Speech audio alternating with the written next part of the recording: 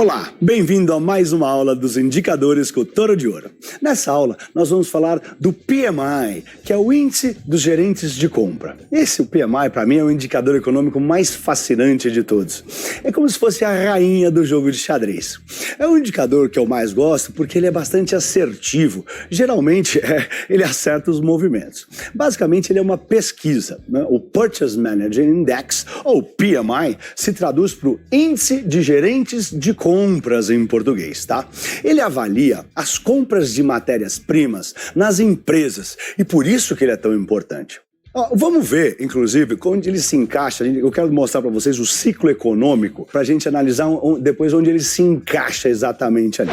Esse ciclo a gente viu lá no módulo 0, no capítulo 3, né? Só lembrando, né? Taxas de juros caem, né? Estimula o crescimento econômico, aumenta o emprego e a demanda por matéria-prima. É aqui que é feita a pesquisa do PMI, né? Nos gerentes que compram as matérias-primas, os gerentes que fazem os pedidos das matérias-primas para as indústrias, né? Respondem essa pesquisa que a gente vai detalhar para vocês. Bom, basicamente ele se encaixa aqui. Tá? Então, para a gente ter uma ideia, né, da importância desse indicador, como a gente viu no mapa, que é bem aqui onde ele se encaixa, onde se pedem as matérias-primas para se fazer os produtos acabados das empresas, né? Quando o PMI cresce, quando tem mais pedindo mais, quando estão comprando mais matéria-primas, o PIB tende a crescer, acarreta no aumento do PIB. O PIB, como nós vamos ver, é tudo que um país produz, tá? Vai ter um capítulo inteiro do PIB, o que vem, aliás. Os PMIs nada mais são do que uma pesquisa entre as empresas, entre as indústrias, entre os gerentes que fazem os pedidos de compras nessas empresas. O PMI, ele é colhido, né, e divulgado mensalmente. Ele é o resultado de uma pesquisa bem simples enviada para os gerentes de compra, para centenas de empresas. Ela é bem simples para não ter erro, né? Lembrando, o indicador econômico, ele quanto mais crível, tem mais valor para nós investidores. A pesquisa é sobre as condições do negócio em relação ao mês anterior. Produção, encomendas, até emprego tem na pesquisa, tá? As perguntas são bem simples. Gerente, você comprou mais, comprou menos ou comprou a mesma quantidade de matéria-prima esse mês do que no mês passado? E as respostas nas pesquisas são de natureza indicativa, né? Você bota menos, igual ou mais. É para evitar erro, para ter certeza, né? Ou seja, reduziu, manteve ou aumentou, seriam as respostas. E as respostas, elas valem 0, meio ou 1. Aí com essas respostas todas, você arrecada as respostas e você monta um gráfico de difusão, que vai de 0 a 100%, né? Sendo que 50% é a linha d'água onde não mexeu nada, não aumentou, exatamente manteve. Suponha que todos os gerentes respondam, comprei igual, comprei igual, comprei igual. Todo mundo vai ter nota meio e vai ficar nota meio, vai ficar 50%. Então a economia não aqueceu nem esfriou, né? O PMI de encomendas vai dar 50%. A economia está exatamente igual como estava no mês anterior, no quesito que tiver a pesquisa, tá? Mas, geralmente, obviamente, nunca vem, é raro vir 50%. Agora, pensa comigo, se uma pessoa só responder que aumentou, vai vir nota 1. Aí o PMI, né, que são centenas de empresas, vai vir 50,1. E a economia vai estar aquecendo um pouquinho, né? Se todo mundo responder 1, vai vir 100%. Também acho que eu nunca vi um 100%. Não existe, nunca vi mesmo. Bom, então, basicamente esse é o racional do PMI. Você faz a pesquisa, todo mundo responde, 0, meio, 1. Se todo mundo responder meio, todo mundo responder que manteve, vai vir meio, vai ser 50% e a economia está igual. Ou seja, quanto mais, vem comigo, quanto mais acima de 50%, né, esse índice, mais a economia está aquecendo. Quanto mais abaixo dos 50%, que é onde, teoricamente, todos os gerentes de compra responderam que estão comprando a mesma quantidade de matéria-prima para fazer produto acabado, quanto mais abaixo de 50%, mais perto de 0, mais a economia está esfriando, desaquecendo. Esse tipo de pesquisa, olha que interessante, nasceu em 1931, da necessidade de monitorar a economia depois da crise de 1929, aquele crash que teve, né? Ao monitorar a economia, né, ao impacto da economia, dava para monitorar se tinha outra crise vindo, né? Ao você ver o índice, ao você pesquisar pesquisar se os gerentes de compra estavam comprando muita matéria-prima ou pouca matéria-prima para fazer produto acabado, você consegue ter uma ideia se tem uma crise vindo ou não. E aí, quando os investidores de bolsa, os operadores, os traders de Wall Street descobriram, começaram a seguir o número e até hoje a gente analisa esse número, que é bastante importante para fazer inferências sobre a economia. Bom, os gerentes de compra que respondem a essas pesquisas são aqueles que compram os insumos para produzir o produto final, né? Se esse cara está comprando menos, provavelmente é porque o mês passado ele vendeu pouco, né? E muito provavelmente a empresa vai vender menos esse mês ou alguém vai ter algum problema, né? E ele está sabendo. Esses gerentes, eles são os primeiros a saber quando as condições do negócio vão mudar, ou para melhor ou para pior, né? Se está melhorando ou se está deteriorando. Bom, hoje em dia, né, tem PMI para os mais diversos setores da atividade econômica. Indústria, serviço, varejo e vários países, acho que pelo menos 40 países fazem essa pesquisa do PMI para analisar a economia e todo mundo olha ela para a bolsa, tá? Antigamente não, quando nasceu em 1929 era só para a indústria. Basicamente são dois institutos os mais importantes que fazem essas pesquisas, que é uma pesquisa sofisticada que demanda credibilidade, que demanda rapidez, agilidade, imagina, todo mês, não é brincadeira. O mais importante é o Markit, tá? E tem uma outra que é o ISM, Institute for Supply Management. O ISM é uma organização sem fins lucrativos, está lá nos Estados Unidos e que só julga os indicadores dos Estados Unidos. Na China também tem um PMI divulgado pelo Instituto Oficial lá, que é o CNBS.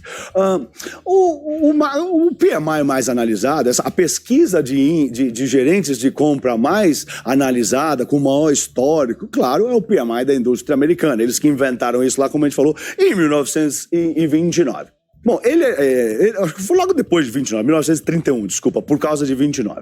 Bom, ele é divulgado sempre no primeiro dia útil de cada mês. Então, ele é o primeiro dado da atividade disponível para a gente analisar os mercados, né? Então, vira o mês, ele chega. Por isso que também por isso que ele é muito importante, ele é considerado muito importante pelo mercado. É um dado que é um dos primeiros dados que chegam. Ele também é chamado o indicador da ilha deserta. A razão para ele ser chamado é em homenagem àquele ex-presidente do Banco Central americano, o Alan Greenspan, né? O Greenspan disse uma vez que se ele tivesse numa ilha deserta e só tivesse acesso a um indicador para conduzir a política monetária do mundo, seria o PMI. Seria o PMI da indústria compilado pelo ISM, ele ainda falou, que é o americano. A imagem que o ex-presidente Alan Greenspan mais gostava, uma vez uma pessoa que eu conhecia que trabalhava no JP Morgan, que é um banco grande, e encontrou com ele num voo e perguntou para ele, estava conversando, e ele falou, a imagem que eu mais gosto é o mapa de calor que esse banco grande faz lá nos Estados Unidos. O que ele faz? Ele compila um monte de países e bota lá os PMIs de vários países de todos os meses. E se tiver acima de 50, ele vai ficando cada vez mais verde. E quanto mais para baixo de 50, vai ficando mais vermelho. E aí você monta um mapa de calor dos países. E ele falou que era a imagem que ele mais adorava. Ele falou, essa aqui é a imagem que eu mais gosto para analisar a economia dos países. O PMI industrial, né, do ISM, esse ISM americano, que é o ISM o Manufacturing, que eles chamam, que é o da manufatura, né, ele reflete as condições de negócios da indústria dos Estados Unidos, e só dos Estados Unidos. O ISM é só nos Estados Unidos. Ele diz se está saindo o negócio ou não está. Lembre-se, uma economia é a soma de todos os negócios. Esse índice, ele é calculado de acordo com a pesquisa, né, que é realizada lá nas 300 empresas lá dos 18 ramos do setor industrial dos Estados Unidos.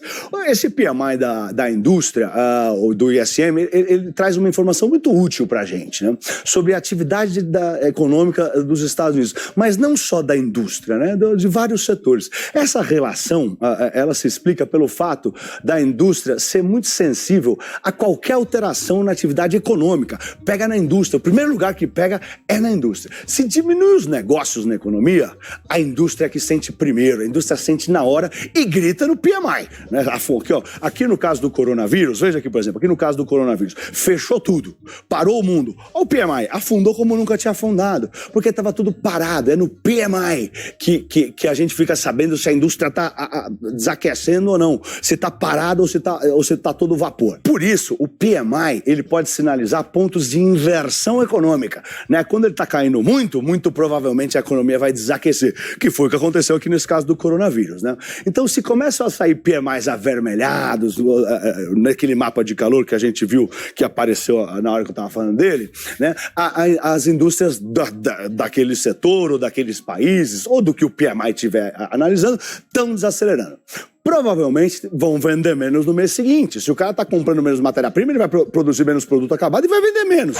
Por exemplo, né, imagine um fabricante de automóvel. Ele toma as decisões de produção em cima de novos pedidos, né, que ele espera que os clientes venham fazer, ou de até alguns pedidos que já foram feitos. Esses novos pedidos, né, impulsionam as decisões de compra do comando da empresa, dos administradores, né, e não só sobre um ou outro produto, sobre dezenas de componentes e matérias-primas, de tudo que precisa para fazer um carro, tá? Então, agora, pensa o contrário, né? Se o setor estiver se retraindo, né? Não estão comprando carro, teve um bom período aí no coronavírus que ninguém estava comprando carro, por exemplo. Não faz nenhum sentido o cara aumentar a produção, gastar mais dinheiro comprando mais matéria-prima, esse tipo de coisa. Não, ele vai parar, vai pedir menos, né? Ele vai comprar menos matéria-prima porque ele não está enxergando que ele vai vender carro. Daí que é tão importante esse PMI, né? Daí que pelo menos eu acho ele tão relevante. Os caras só compram mais matéria-prima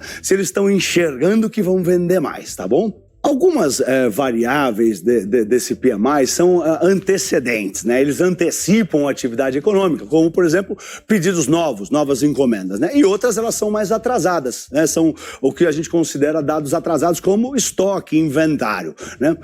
Dadas essas características, alguns analistas estudam a relação entre os componentes, né? Por exemplo, a diferença entre novas encomendas e o estoque, né?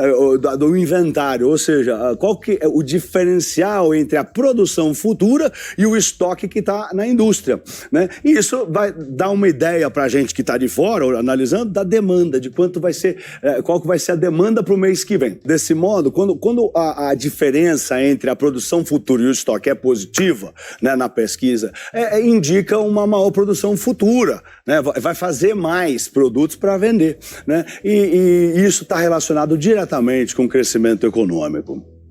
Quando essa diferença é negativa, indica uma produção futura menor, né? E aí está historicamente relacionada com uma recessão econômica, ou pelo menos a desaceleração do PIB. Na Europa, né, o PMI mais seguido lá é outro. É o PMI composto calculado pela Markit, né? Ele resume as expectativas das empresas privadas lá na Europa no setor de produção e de serviços. Esse índice é calculado com base nas pesquisas mensais dos gerentes de compra, que trabalham, acho que em 5.000 empresas lá na zona do euro, em 19 países. É um negócio enorme, tá? Mas não se preocupe, todo mundo fala do PMI dos Estados Unidos, da Europa, do Brasil, tá tudo certo. Ninguém entra em detalhes de quantas empresas são. Quando você for analisar os dados para operar a bolsa, vai estar tudo certinho. Desde 2006, esse PMI composto lá da zona do euro tem antecipado corretamente, né, as alterações do PIB, né? Na crise financeira global de 2008, 2009, por exemplo, né? Na intensificação da crise da dívida soberana lá em 2011, né? Na retomada econômica de 2017, esse PMI ele é realmente muito assertivo, sabe? Esses modelos, né, que incluíram aí o PMI composto, né, eles apresentam ótimos resultados. Mais ou menos umas 80% das vezes, eles previram corretamente a tendência de crescimento trimestral da zona do euro, do PIB, tá? É muito importante, é um dado muito relevante. Qual que é a reação do mercado ao PMI? Bom, cada país tem o seu PMI, tá? O mercado de bolsa tende a reagir positivamente quando um PMI vem acima do esperado. Lembre-se, sempre a gente tem que olhar o consenso. Principalmente em períodos de juro baixo. Quanto mais baixo o juro, mais vale o PMI, tá? Um período de alívio econômico, tanto o pessoal quer que expanda as economias. As moedas locais, cada um geralmente sempre contra o dólar, né? Mas o real, o peso, também reagem positivamente aos valores que indicam expansão da economia doméstica, né? Se o PMI vier expandindo, aqui no Brasil o dólar cai, tá? Nos Estados Unidos, normalmente, quando ele chega nos níveis de 60, lá para cima, os investidores começam até a se preocupar com o superaquecimento econômico, com o aumento da inflação, tá? E também começam a pensar os investidores de longo prazo nas medidas que os bancos centrais podem ter que tomar. Por exemplo, subir o juro para acalmar a economia. Pô, o PMI está explodindo, está 60, vai ter inflação, cara, tá todo mundo comprando tudo, a economia está bombando. Já números abaixo de 40, né, levantam preocupações e receios sobre uma recessão econômica. Com o tempo, você vai começar a entender mais a fundo os PMIs e vai conseguir analisar eles com clareza. É muito interessante esse número. Eu gosto muito. Mas, claro, a gente tem sempre que analisar o momento.